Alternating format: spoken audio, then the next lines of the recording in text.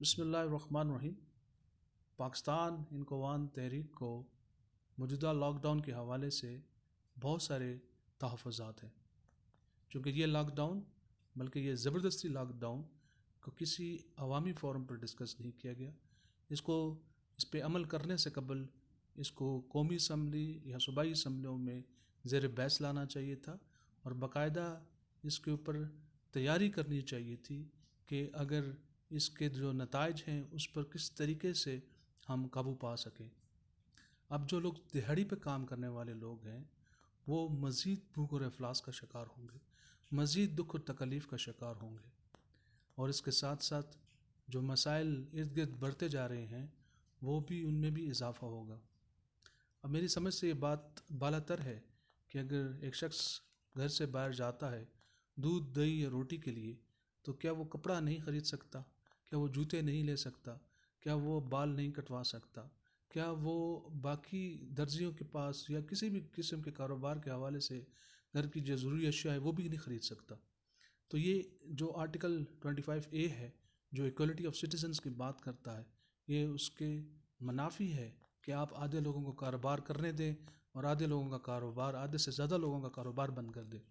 میں تو حیران ہوں کہ عدالتیں کیوں خاموش بیٹھی ہیں، کیوں نہیں اس پر سخت قسم کے اقدامات کرتی اور اپنے انسانی حقوق، فنڈامنٹل ہیومن رائٹس جو ہے مہیا کرنے کے لیے اقدامات کیوں نہیں اٹھا رہی؟ جبکہ اسی حکومت کی گزشتہ 1 سال سے زیادہ ہو گیا ہے کورونا کے حالات کی مس مینجمنٹ کرنے کی وجہ سے ہی بہت سے جھگڑے اور مسائل پیدا ہو گئے۔ میں ایک مثال دیتا ہوں کہ اسکولوں میں جو صورتحال ہے، اس لاک ڈاؤن سے جو صورتحال پیدا ہوئی ہے، جو کورونا کے بعد کے جو حالات پیدا ہوئے ہیں، اس سے اسکول کے مالکان جو کرائے کی بلڈنگ کے ان کے گھروں کے مالک ہیں ان سے ایک طرف جھگڑا ہو رہا ہے، دوسری جانب ان کا جھگڑا اساتذہ سے ہو رہا ہے کہ ان کو تنخواہیں نہیں دی جا سک رہی، تیسری طرف ان کے والدین کے بچوں کے والدین سے الگ جھگڑا ہو رہا ہے۔ تو یہ ایک ایسی صورتحال پیدا ہو گئی ہے جس سے کہ ہر طرف مسائل ہی مسائل پیدا ہو رہے ہیں۔ یہ صورتحال شاید امیر لوگوں کو سوٹ کر رہی ہو، خاص طور پہ ان MNAs MPs جن کا ابھی تک کوئی کردار ہی نظر نہیں آ رہا، جن سے نہ کوئی پوچھ رہا ہے اور نہ وہ بتانے کی کوشش کر رہے ہیں، نہ وہ جستجو نہ کوشش کر رہے ہیں کہ عوام کی صحیح طریقے سے نمائندگی کر سکے۔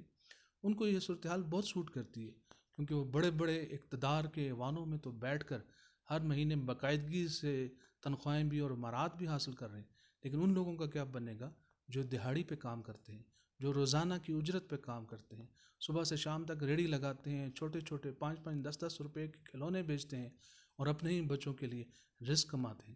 ان کے لیے کیا ہوگا؟ اور جب سارے بازار بند ہوں گے تو لوگ کمائیں گے کہاں سے؟ کمائیں گے، ان کے پاس پیسے ہوں گے، رقم ہوں گے تو وہ دوائی یا روٹی یا دہی یا سالن خرید سکیں گے نا۔ جب ان کے پاس کچھ ہوگا ہی نہیں تو کہاں سے خریدیں گے؟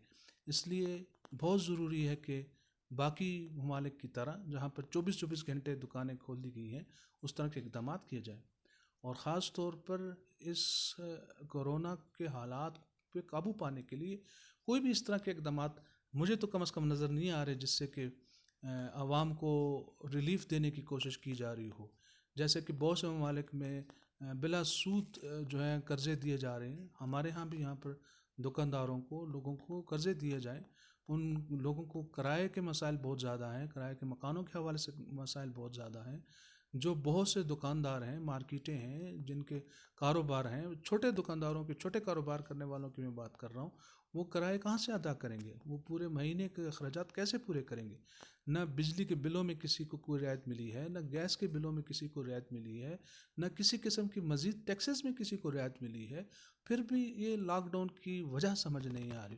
اور یا تو یہ ہو کہ بھئی حکومت بھی اپنی عوام کے ساتھ بھرپور تعاون کر رہی ہو، ٹیکسز اتنے زیادہ کہ ہر چیز پر ٹیکس لیے جا رہے ہیں اور گزشتہ سال سے زیادہ ٹیکس لگائے جا رہے ہیں، اور دوسری طرف لاک ڈاؤن بھی ہے، یعنی کہ اس کی معیشت کو بھی تباہ کر دو اور باقی بھی جو لوگوں کے پاس ہے اس کو بھی چھین لو، اور ایک تباہی کا سلسلہ چلتا جا رہا ہے۔ شاید ایسے لوگ ہمارے ملک میں موجود ہیں جن کو اس صورتحال کا نہ خبر ہوگا اور نہ فکر ہوگی، لیکن ان لوگوں کا کیا بنے گا جن کے پاس